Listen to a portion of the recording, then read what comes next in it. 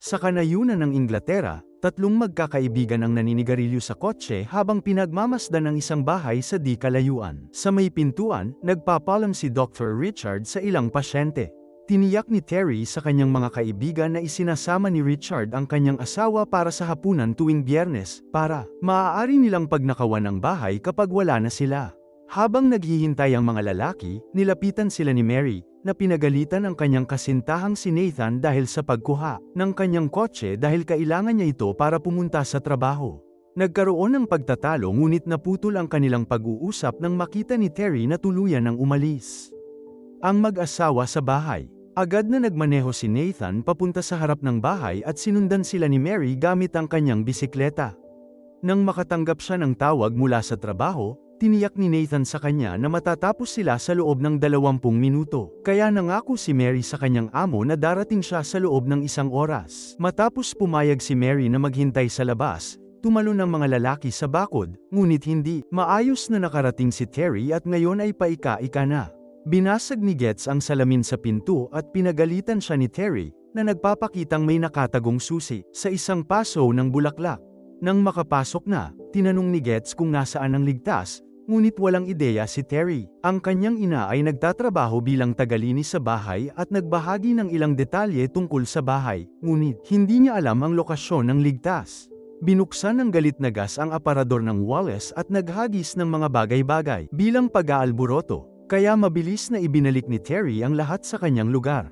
Gayunpaman, patuloy din ang paghagis at pagbasag ng mga bagay-bagay sa ibang mga silid. Nadismaya si Terry dahil nangako silang hindi sila magdudulot ng anumang pinsala, at ginulo siya ni Nathan sa pamamagitan ng pagturo na nawala niya ang isa sa kanyang mga hakaw. Ninakaw ni Getz ang gamot mula sa cabinet ng doktor at mga alahas mula sa silid ng asawa. Sinira rin niya ang ilang bahay manika sa isang silid na may label na Kate. Kumuha si Nathan ng pagkain mula sa refrigerator habang si Terry ay bumaba sa basement kung saan niya nahanap ang ligtas. Tinawagan niya ang kanyang mga kaibigan para lamang sa gasolina para magalit muli. Sinabi sa kanya ng ina ni Terry na ang ligtas ay may electronic code kaya nagdala si Getz ng mga kagamitan para doon. Ngunit, ang ligtas ay talagang may dial lock at wala sa kanila ang nakakaalam kung paano ito basagin. Sa labas, napapagod na si Mary sa paghihintay at nagsimulang bumusina. Hindi siya makaalis dahil may susi ang gasolina, kaya sinubukan niyang tawagan si Nathan ngunit hindi ito pinapansin ang telepono niya. Sa silong, sinubukan ni Nathan na buksan ang ligtas gamit ang drill at pagkatapos ay martilyo, ngunit walang gumana. Gumamit si Terry ng stethoscope habang pinipindot ang dial lock ngunit hindi rin ito gumana. Sa wakas ay sinagot ni Nathan ang tawag ni Mary at sinabihan niya itong kailangan na niyang umalis, kaya ibinaba niya ang telepono. Sumang-ayon si Terry na dapat na silang umalis, dahilan para matarante si Nathan. Nang makaisip ng ideya, hihintayin nilang bumalik ang mga may-ari at pipilitin sila na sabihin sa kanila ang safe code. Nang tumawag muli si Mary, tinanggihan ito ni Nathan. Madilim na sa labas at patuloy na nakakatanggap ng mga tawag si Mary mula sa trabaho. Patuloy siyang bumubusina at sumisigaw ng pangalan ni Nathan. Ngunit hindi siya pinansin ni Nathan habang nanunood ng TV na may gasolina. Nagboluntaryo si Terry na ihatid siya ngunit hindi siya pinayagan ng gasolina dahil sa palagay niya ay sinusubukan niyang tumakas. Kalaunan ay nagsawa na si Nathan sa lahat ng sigawan, kaya pumunta siya sa pinto at sinabi kay Mary 5 minuto na lang ang kailangan niya. At kinumbinsi itong pumasok. Itinulak niya ito sa mesa at nagsimula silang mag-asaran. Naputol ang makulit na sandali sa mesa nang sabihin ni Mary kay Nathan na buntis ito. Gayunpaman, hindi na ito pinansin ni Nathan dahil sa palagay niya ay sapat na ang perang makukuha nila mula sa pagnanakaw na ito para mapalaki ang isang bata. Bigla silang nakarinig ng ingay sa labas at napagtanto nilang bumalik na ang mga may-ari. Tinakpan ng mga lalaki ang kanilang mga ulo ng medyas at pinilit si Mary na gawin din yun. Pagpasok pa lang ng mag-asawa, inatake sila ni Nathan at ni Gus. Sa pag-aaway, nahulog si Ellen sa mga piraso ng isang sirang kamay na pamutol ng plorera. Sinubukan ni Richard na tulungan siya, ngunit nagawa ng mga lalaki na malampasan ang mag-asawa at dalhin sila sa sala. Isang desperadong si Richard ang nagsabi sa kanila na maaari nilang kunin ang anumang gusto nila ngunit dapat man lang nila itong hayaang gamutin ang pinsala ni Ellen. Dinala ni Mary ang first aid kit sa isang basong tubig para kay Ellen, Pagkatapos ay nilinis at binalutan niya. Ang sugat ayon sa mga tagubili ni Richard. Inihagis ni Getz ang ilang medyas at pinilit si Mary na atali ang mga kamay ni Ellen. Nang magtanong si Gus tungkol sa pera, ibinigay ni Richard sa kanya ang kanyang pataka at binanggit ang ilang perang nakatago sa kusina na pinulot naman ni Terry. Pagkatapos ay nagtanong ang mga lalaki tungkol sa ligtas at nagkunwari si Richard na wala, kaya kinaladkad ang mag-asawa papunta sa silong. Hindi sang-ayon si Mary sa buong planong ito at sinabihan siya ni Nathan na harapin ito dahil ginagawa niya ito para sa sanggol.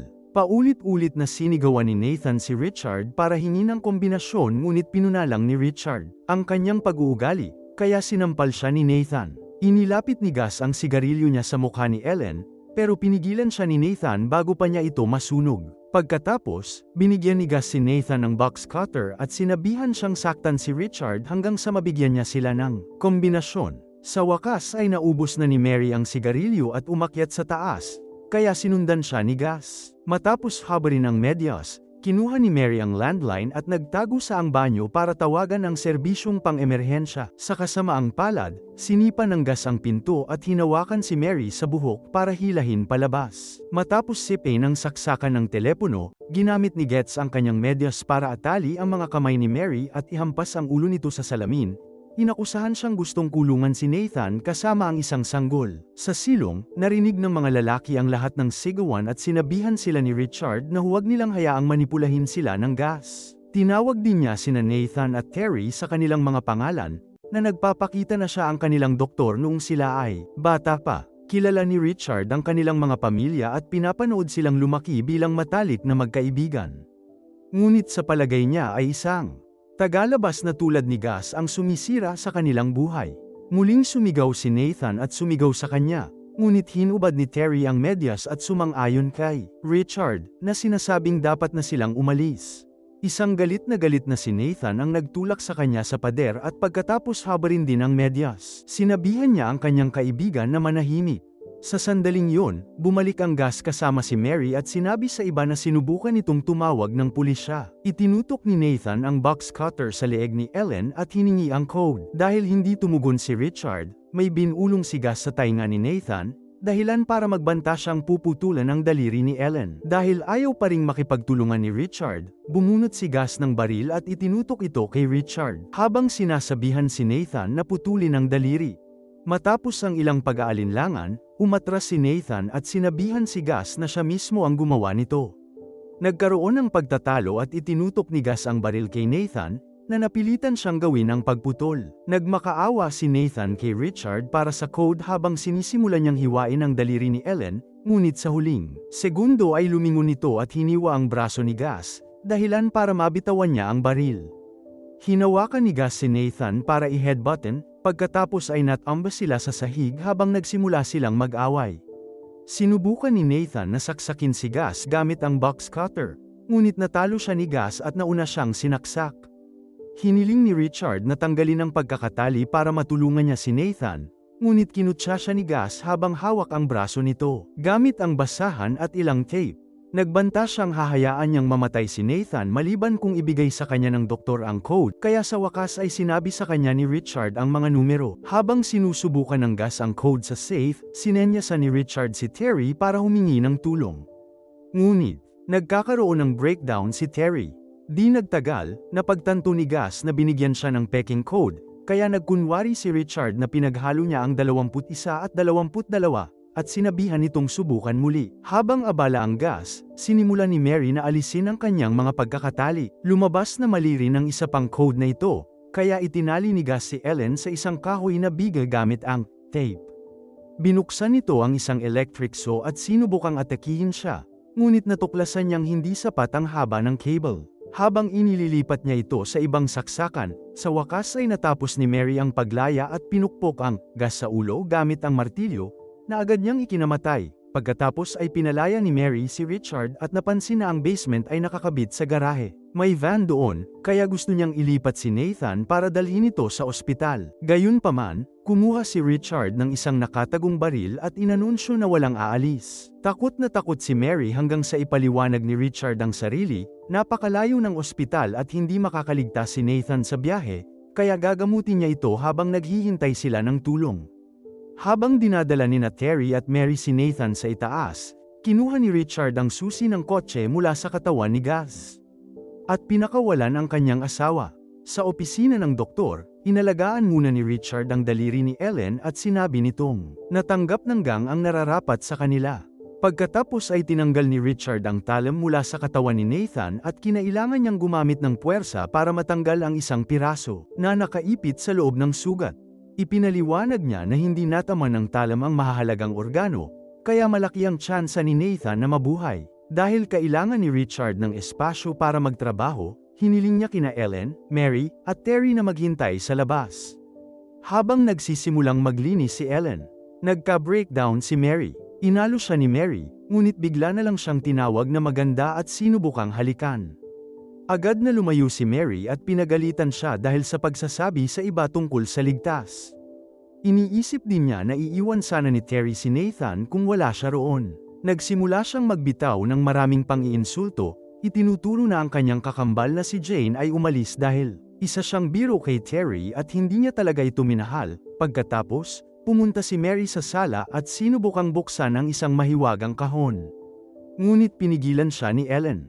Sumunod, sinubukan ni Mary na tapusin ang opisina ng doktor at sinabi ni Richard na hindi niya dapat gawin yon, ngunit pinilit pa rin siya nitong pumasok. Natutulog si Nathan, at ipinaliwanag ni Richard na kinailangan niya itong bigyan ng sedation habang tinatahi niya ito. Hinipo ni Mary ang katawan ni Nathan at naisip na masyadong malamig. Ngunit tiniyak sa kanya ni Richard na normal lang ito. Pagkatapos ay pumunta siya sa landline at tumawag ng ambulansya, ngunit napansin ni Mary na sira ang saksakan. Na nangangahulugang nagsisinungaling si Richard. Biglang nakaramdam ng pagkahilo si Mary at samuka sa lababo. Sinabi ni Richard na siya ay gamot para makatulong sa kanya at nang lumingon siya, hinalughog ni Mary ang bulsa ni Nathan para sa kanyang telepono ngunit wala na itong laman. Nang dalhin sa kanya ni Richard ang gamot, hindi siya pinansin ni Mary at bumalik sa sala, kung saan niya nakita si Ellen na nagbibigay ng iniksyon kay Terry para sa kanyang pilay. Sinubukan ni Mary na umalis dahil sa takot, ngunit nakakandado ang lahat ng pinto. Lumitaw si Ellen sa likuran niya at sinigawan siya dahil sa hindi paghubad ng sapatos. Tinawag siyang Kate bago siya sinampal. Nagmadali si Richard para pakalmayan si Ellen, at isiniwalat na mayroon itong memory disorder. Habang inilalayo ni Richard si Ellen, hinanap ni Mary si Terry at nakita itong masayang kumakain ng merienda at nanonood ng TV.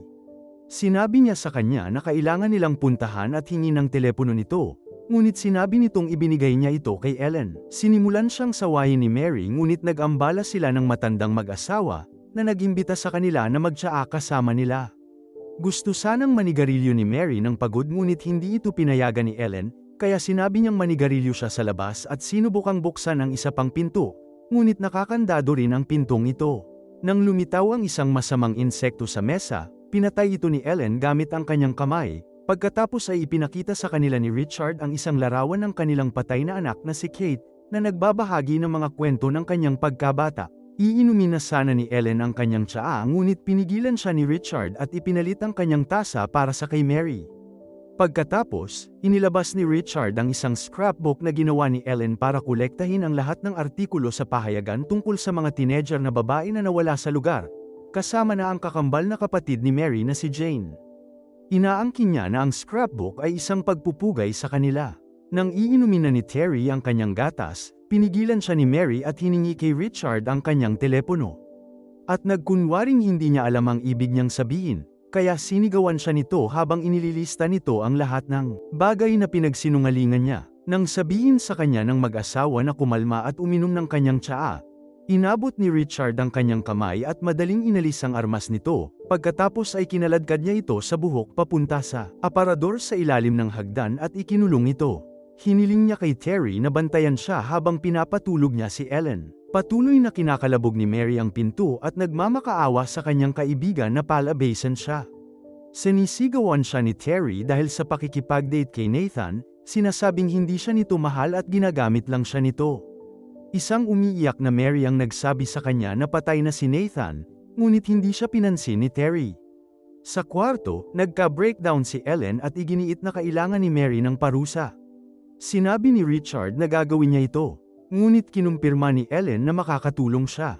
Sa sandaling yun, napansin ni Terry na namamanhid ang kanyang mga binti at inakala niyang hindi sinasadyang nabigyan siya ni Ellen ng sobrang gamot. Ininsulto siya ni Mary dahil ayaw niyang tanggapin na sinasadya ito ni Ellen, dahilan para magalit at sumigaw si Terry sa kanya bago tuluyang bumagsak sa iyak. Nang humingi ng tawad si Mary at hilingin sa kanya na magtulungan, nakipaglaro si Mary sa kanya at binuksan ni Terry ang pinto sa pag-aakalang makikita niya muli ang kanyang dating kasintahan. Ngunit nagmadali lang si Mary na kunin ang kutsilyo at umakyat sa taas. Sa tulong ng isang tungkod, nagawa ni Terry na maglakad ng napakabagal at tiningnan si Nathan.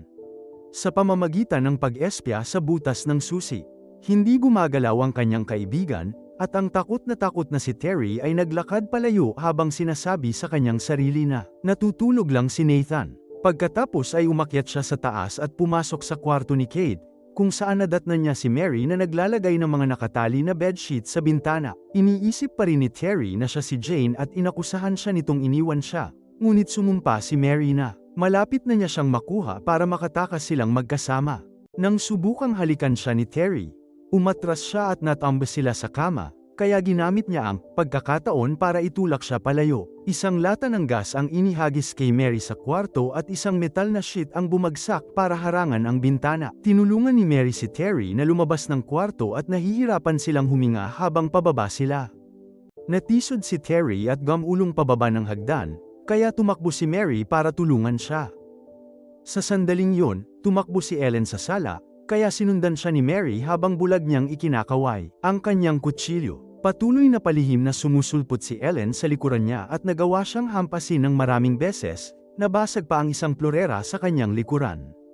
Nang matambas si Mary, hinampas siyang muli ni Ellen.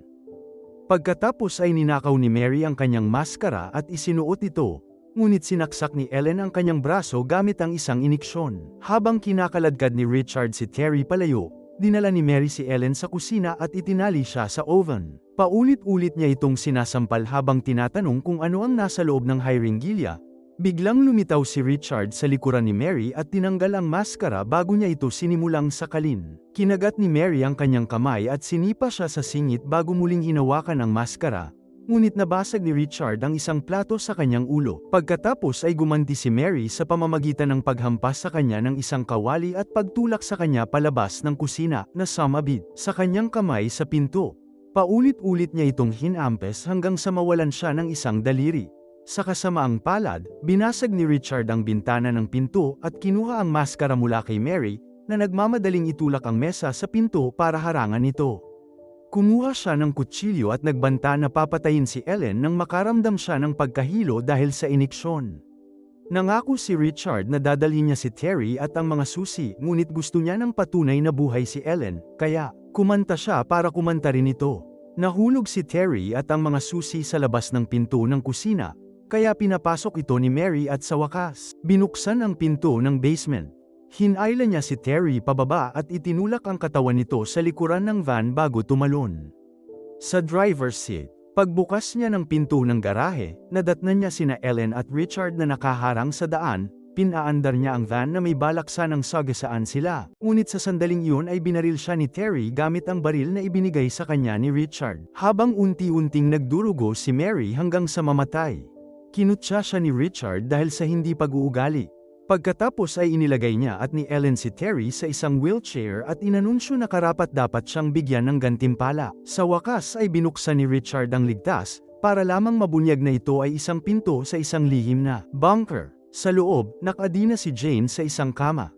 Lumalabas na pagkatapos ng pagkamatay ni Kate, kinidnap nina Ellen at Richard ang mga batang babae para palitan ang kanilang anak na babae. Bilang gantimpala sa pagtulong sa mag-asawa, ikinulong si Terry sa bunker kasama si Jane. Pagkalipas ng isang linggo, natapos ni Jean, ina ni Terry, ang paglilinis ng bahay nang walang hinala. Hindi niya nakita ang hakaw ng kanyang anak sa sahig dahil natapakan niya ito. Sa hardin, nagpaplano ang mag-asawa ng mga bagong palumpong para itago ang mga nakalibing na bangkay. Habang palabas siya, sinabi ni Jean sa kanyang mga amo na nag-aalala siya dahil nawawala ang kanyang anak. Sinabi nina Ellen at Richard na huwag siyang mag-alala dahil minsan ay gusto lang tumakas ng mga bata. Siguraduhing mag-subscribe at i-on ang mga notification para makapanood ka pa ng mga video na tulad nito. Salamat sa panunood!